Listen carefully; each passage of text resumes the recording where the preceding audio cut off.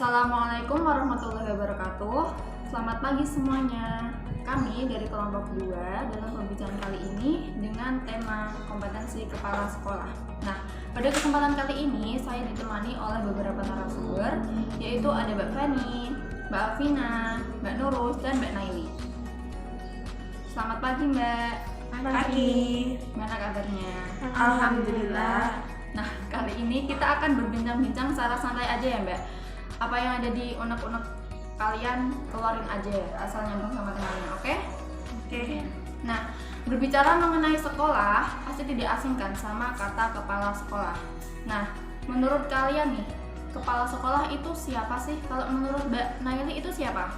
Kalau menurut aku, seseorang yang ditunjuk untuk menjadi pemimpin di suatu sekolah di mana seorang itu sudah memenuhi kriteria yang sudah ada pada gitu.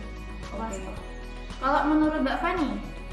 Kalau menurut saya ya, kepala sekolah itu orang yang berperan penting dalam meningkatkan kualitas pendidikan di sekolah. Oke, seperti itu. Kalau menurut Mbak Alvina? Kalau menurut saya itu kepala sekolah itu orang yang diberi tanggung jawab terhadap seluruh kegiatan di sekolah. Oke, bisa. Kalau menurut Mbak Nurus? Nah, kalau menurut saya, kepala sekolah itu seorang guru yang diberi tugas tambahan untuk mengelola sekolah. Oke, dari beberapa pendapat kalian nih, dapat saya simpulkan bahwa kepala sekolah itu adalah guru yang mendapatkan tugas tambahan untuk memimpin sekolah dan bertanggung jawab dalam meningkatkan kualitas sekolah yang dipimpinnya. Seperti itu ya? Iya. Nah, tadi kan menurut Mbak Naili bilang kalau kepala sekolah itu harus memiliki kualifikasi atau syarat-syarat untuk memenuhi menjadi kepala sekolah kan. Nah, syarat-syarat tersebut itu apa aja sih Mbak? Jadi syaratnya itu ada dua, satu syarat umum dan syarat khusus. Syarat umumnya yang pertama itu ada minimal pendidikan S1, yang kedua itu saat diangkat menjadi kepala sekolah itu maksimal berusia 56 tahun. Kemudian memiliki pengalaman dalam mengajar. Kemudian yang syarat khususnya itu yang pasti memiliki sertifikat menjadi seorang guru dan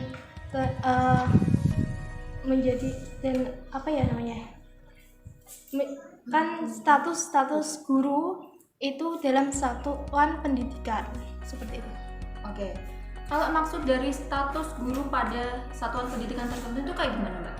Yaitu misalkan ada seorang menjadi kepala sekolah di sekolah SMPA.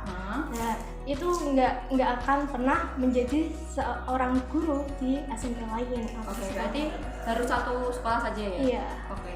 Berarti ada syarat syaratnya ada dua ya, Mbak? Iya.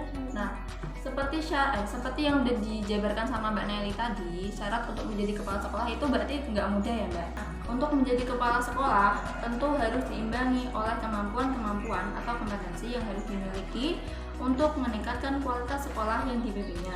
Nah, menurut kalian kemampuan atau kompetensi apa aja yang harus dimiliki oleh seorang kepala sekolah? Menurut Mbak Nurus apa?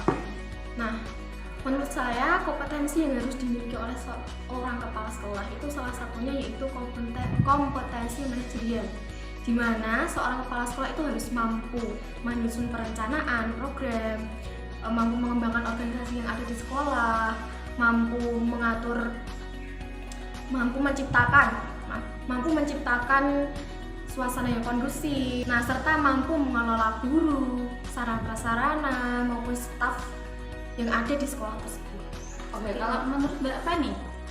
Kalau menurut saya ya, kompetensi yang harus dimiliki kepala sekolah itu antaranya itu ada kompetensi supervisi sama kompetensi sosial gitu. Oke, kompetensinya itu apa sih?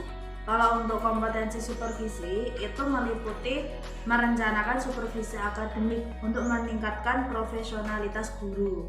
Terus setelah merencanakan kan pasti melaksanakan, ya kan, melaksanakan supervisi tersebut. Lalu setelah melaksanakan menindaklanjuti atau mengevaluasi supervisi akademik tadi. Kalau pengertian dari supervisi akademik sendiri itu apa Mbak? Supervisi ya Mbak ya. Kalau untuk supervisi itu meningkatkan kinerja guru gitu. Jadi kita meningkatkan kinerja guru untuk meningkatkan kualitas pendidikan di sekolah Oh gitu. Kalau menurut Mbak Alvina? Ya, selain yang disebutkan Mbak Nurus dan Mbak Feni tadi itu ada yang namanya kompetensi kewirausahaan. Jadi di situ itu kepala sekolah itu berinovasi, mampu menciptakan inovasi yang berguna untuk perkembangan sekolah. Selain itu kepala sekolah harus bekerja keras untuk keberhasilan sekolah sebagai organisasi pembelajaran yang efektif dan kondusif. Oke. Kalau menurut Mbak Naili, kompetensinya kayak gimana? Kompetensi kepribadian, di mana seorang pemimpin atau kepala sekolah itu memiliki kepribadian yang seperti akhlak mulia, tahan mulia, mempunyai integritas dan kebenarannya itu tinggi. Oke, jadi banyak sekali ya kompetensi yang harus dimiliki oleh seorang kepala sekolah. Kalau menurut Mbak Feni sendiri, dari kompetensi yang udah disebutkan tadi, menurut Mbak Feni itu kompetensi apa sih yang paling penting untuk dimiliki oleh seorang kepala sekolah? Nah, untuk setiap kompetensi kan pasti mempunyai manfaat, mempunyai dampak positif, ya kan? Jadi sebagai kepala sekolah, untuk menjadi kepala sekolah itu harus mempunyai kompetensi tadi. Jadi semua kompetensi itu penting untuk dimiliki kepala sekolah. Oke, jadi kesimpulannya itu jadi kalau mau menjadi kepala sekolah itu harus seperti saya, Mbak? Iya. Oke, lanjut. Jadi sudah pasti seorang kepala sekolah itu pasti memiliki tugas dan tanggung jawab yang harus dijalankan. Nah, tugas-tugas itu apa aja yang harus dilakukan sebagai seorang kepala sekolah? Menurut Mbak Nurus apa? Oke, sesuai yang dikatakan Mbak Istia tadi ya, bahwa menjadi seorang kepala sekolah pasti bukanlah hal yang mudah. Banyak tugas yang harus dilakukan, seperti menyusun program perencanaan, mengorganisasi sekolah, memimpin sekolah, mengatur keuangan sekolah, serta menata lingkungan sekolah. Seperti itu, Mbak. Oke, itu berarti tugas dari kepala sekolah ya, Mbak. Selain mempunyai tugas, pasti kepala sekolah kan mempunyai peran penting di lembaga pendidikan sekolah. Nah, menurut Mbak Alvina itu peran penting kepala sekolah itu apa, Mbak? Jadi yang pastinya kan peran sekolah kan sebagai pemimpin sekolah, gitu kan Mbak. Tapi di sisi lain itu punya peran yang lain. Ada yang namanya kepala sekolah itu berperan dalam pendidik. Ya, yang kedua itu sebagai manajer. Ya. Terus yang ada yang namanya supervisor. Terus ada yang namanya motivator, inovator, dan administrator. Oke, itu berarti perannya ya. Ya. Nah, dari beberapa tugas dan peran yang udah disampaikan sama Mbak Alvina dan Mbak Nurus, pada kenyataannya nih di kehidupan nyata, kalau kepala sekolah itu belum bisa menjalankan tugasnya dengan baik. Ada beberapa kasus seperti kepala sekolah yang melakukan pelecehan seksual terhadap siswanya, kepala sekolah yang melakukan korupsi, dan sebagainya. Nah, menurut pendapat kalian nih, kasus seperti itu kayak gimana sih menurut pendapatnya Mbak Alvina? Kalau itu kan udah terlalu banget ya. Kalau menurut saya gampangnya ya langsung dipecat, ya dikeluarin dari sekolah gitu aja. Di DO ya, Mbak ya? Ya kayak gitu. Jauh sekali. Jam, Mbak. Oke, kalau menurut Mbak Feni? Kalau menurut saya ya, pasti kan kepala sekolah mempunyai tugas yang harus dikerjakan. Nah, jika tugas tersebut tidak dikerjakan, otomatis akan mengganggu perencanaan yang sudah direncanakan. Gitu, jadi kan perencanaannya tidak akan berjalan secara lancar. Terus nanti kepala sekolah yang melakukan korupsi sama pelecehan seksual itu diapain Mbak? Kalau menurut saya sebaiknya dipecat, Mbak. Dipecat aja? Iya, diturunkan jabatannya, dikeluarkan dari sekolah. Nyancarin ya? Iya, masa iya kepala sekolah itu seorang koruptor kan ya gak mungkin tuh. Kepala sekolah kan panutan ya? Iya, kan teladan, gitu kan? Oke, berarti mesti ada beberapa kerugian jika kepala sekolah itu tidak menjalankan tugasnya dengan baik. Pasti.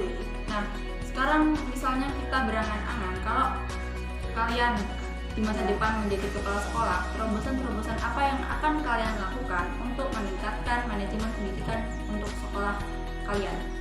Menurut Mbak Naili apa?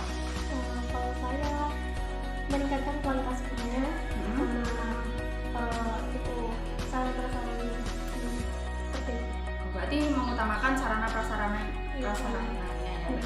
Kalau menurut Mbak Feni? Kalau saya ya, semisal menjadi kepala sekolah, hal yang akan saya lakukan itu ini mengembangkan atau memperbaiki manajemen pendidikannya, memperbaiki proses pembelajarannya, meningkatkan fasilitas dan juga menciptakan budaya sekolah atau suasana sekolah yang kondusif, kreatif, sama inovatif. Oke, seperti itu. Kalau Mbak Nurul?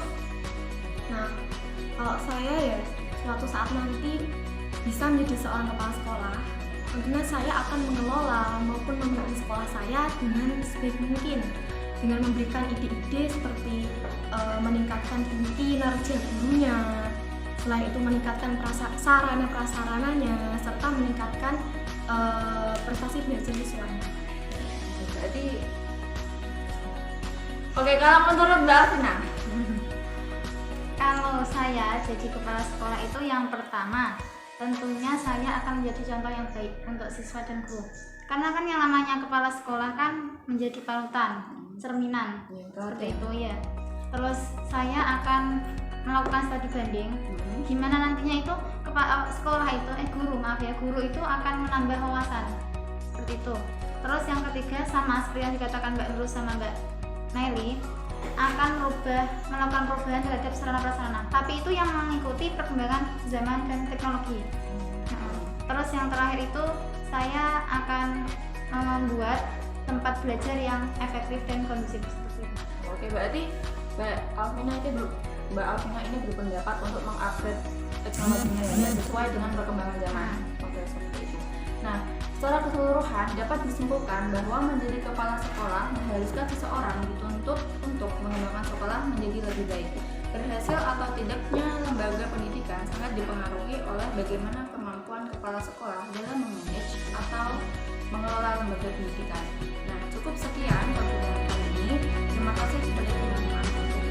Wassalamualaikum warahmatullahi wabarakatuh. Waalaikumsalam warahmatullahi wabarakatuh.